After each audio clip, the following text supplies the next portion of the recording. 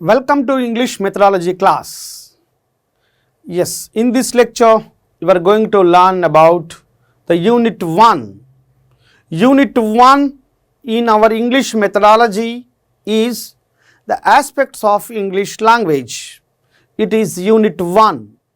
In this, we will discuss 5 components and also another 2 components. Component 1 is brief history of teaching English language. Number 2, nature and characteristics of English language. 3, principles of teaching English as a second language.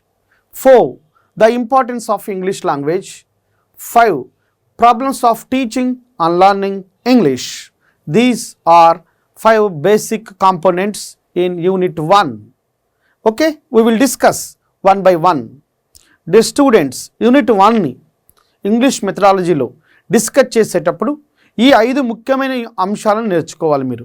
అందులో unit 1లో ఉన్న first component, this is the first component, brief history of teaching English language. In this we will see 2 sub components, stages of English language teaching and committees and commissions appointed which were appointed on the English language. English language యొక్క చరిత్రని సమగ్రంగా మీరు అర్థం చేసుకోవాలంటే English language యొక్క బోధనలో వచ్చిన stages ఏంటి, ఎట్లాంటి స్టేజెస్ ఉన్నాయని చూడాలి. అలానే ఇంగ్లీష్ లాంగ్వేజ్ పైన అపాయింట్ చేయబడినటువంటి కమిటీలు, కమిషన్లు ఏవే రికమెండేషన్స్ ఇచ్చాయో చూడాలి. In order to understand the brief history of English language, you need to understand the stages of English language teaching or stages of English language teaching and then the committees and the commissions appointed on English language. Yes, we know basically the word language derived from the Latin word lingua. Yes, language అనే పదం lingua అనే Latin భాషా పదం నుంచి వచ్చింది. Language is a basic characteristic features of the human beings. Yes, we use language for communication. That means the main objective of the language is communication. భాష యొక్క ప్రథమ లక్ష్యము కమ్యూనికేషన్ కోసం ఉన్నది. Once a question was asked in DSC examination, what is the main objective of language? The main objective of language is communication. భాష యొక్క ప్రథమ లక్ష్యము కమ్యూనికేషన్ కోసం ఉన్నది. That is why human communication is different from animal communication. మనుషులు ఉపయోగించే భాష జంతు భాషకు భిన్నమైనది. మనుషుల కమ్యూనికేషన్కు జంతువుల కమ్యూనికేషన్కు మధ్య చాలా తేడాలు ఉన్నాయన్న విషయం గుర్తుపెట్టుకోవాలి. Human communication is a unique communication. Yes, and human communication is combination of systems. Yes, language is a system of systems. Yes, look at the committees. Basically, we can divide the English language teaching in India into 4 stages.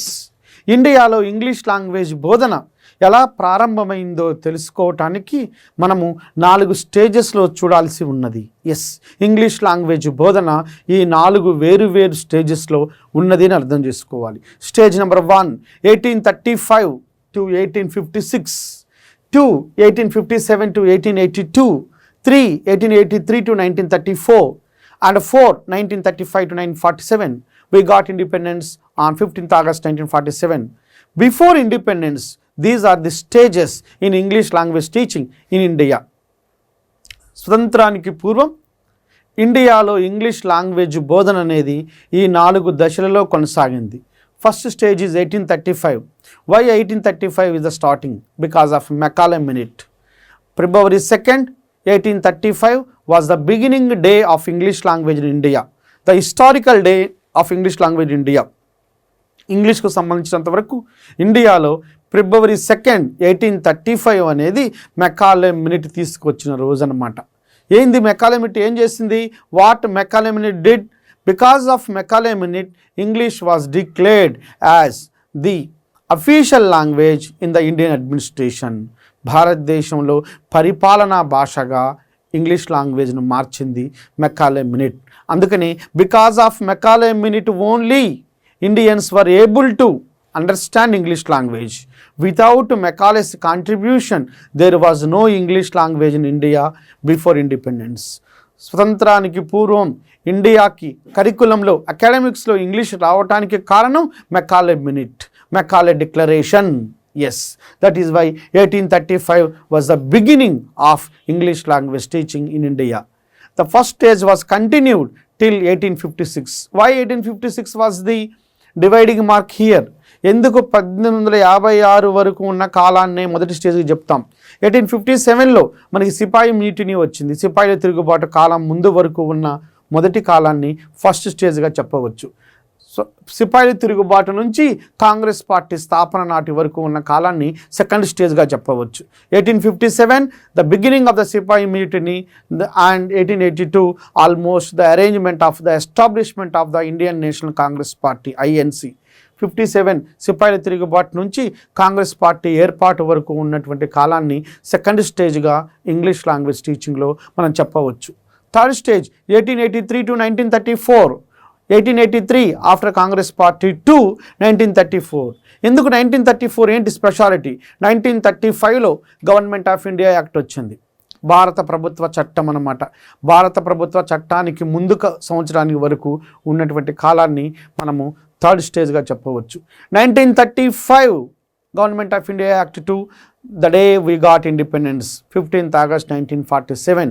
ఈ కాలాన్ని మనము fourth స్టేజ్గా చెప్పవచ్చు అనమాట. These are the 4 stages in English language teaching in India. ఇండియాలో English language బోధన ఎలా ఉందో తెలుసుకోవాలంటే మొత్తంగా ఈ 4 స్టేజ్ల్లో మనం డిస్కస్ చేయాలి. First we look at the first stage, that is 1835 to 1856. Because 1835 Macaulay Minute was introduced in India. 2nd February 1835 was the beginning day of Macaulay. Because of Macaulay Minute, in English got the status, the highest status in Indian curriculum. అందుకని 1835 2nd February Macaulay Minute was the historical day in English language teaching. దీన్ని infant stage అంటాం, శిశు దశ. Yes, బాల్య దశ అన్నమాట. అప్పుడప్పుడే పుట్టిన ఇంగ్లీష్ లాంగ్వేజ్ ఇండియాకి వచ్చిన ఇంగ్లీష్ లాంగ్వేజ్కి ఇది ఇన్ఫాంట్ స్టేజ్ లాగా అన్నమాట. ఎస్, ఈ కాలంలో teaching English means teaching pronunciation, vocabulary, reading, writing, grammar, composition. Yes, teaching English means teaching all the things. PVCGRW. Translation was a separate skill. Yes, in those days translation was separate skill. Dictation. Yes, English teachers used to give the dictation. Dictation was an important technique. Yes, no division of poetry, prose and composition in the syllabus. English text book బోధనలో division లేదు. ఈ కాలం నాటికి poetry, prose, composition అనేటువంటి division లేదు అని చెప్పి మనం గుర్తించాలి. This is the first stage. అందరికీ నమస్కారం. I am Krishna Sagar, director of K&K publishers. Andhra Pradesh మరియు తెలంగాణ రాష్ట్రాలలో డిఎస్సి ప్రిపేర్ అవుతున్న అభ్యర్థులందరికీ ముఖ్యమైన సూచన. అభ్యర్థులారా, K&K యాప్లో ఉన్నటువంటి అన్ని సబ్జెక్టుల ఆన్లైన్ వీడియోస్కి సంబంధించి ఇన్ఫర్మేషన్ కోసం కానీ, లేదా K&K పబ్లికేషన్లో ఉన్న స్టడీ మెటీరియల్ ఇన్ఫర్మేషన్ కోసం కానీ, లేదా K&K యాప్లో జరిగే ఆన్లైన్ ఎగ్జామ్స్ ఇన్ఫర్మేషన్ కోసం కానీ మా ఛానల్ని సబ్స్క్రైబ్ చేసుకొని యాప్కు సంబంధించినటువంటి లింక్ కొరకు కానీ, లేదా అన్ని సోషల్ మీడియా లింక్స్ కానీ ఈ క్రింది డిస్క్రిప్షన్లో ఇవ్వడం జరిగింది. అభ్యర్థులందరూ గమనించగలరు. Thank you very much.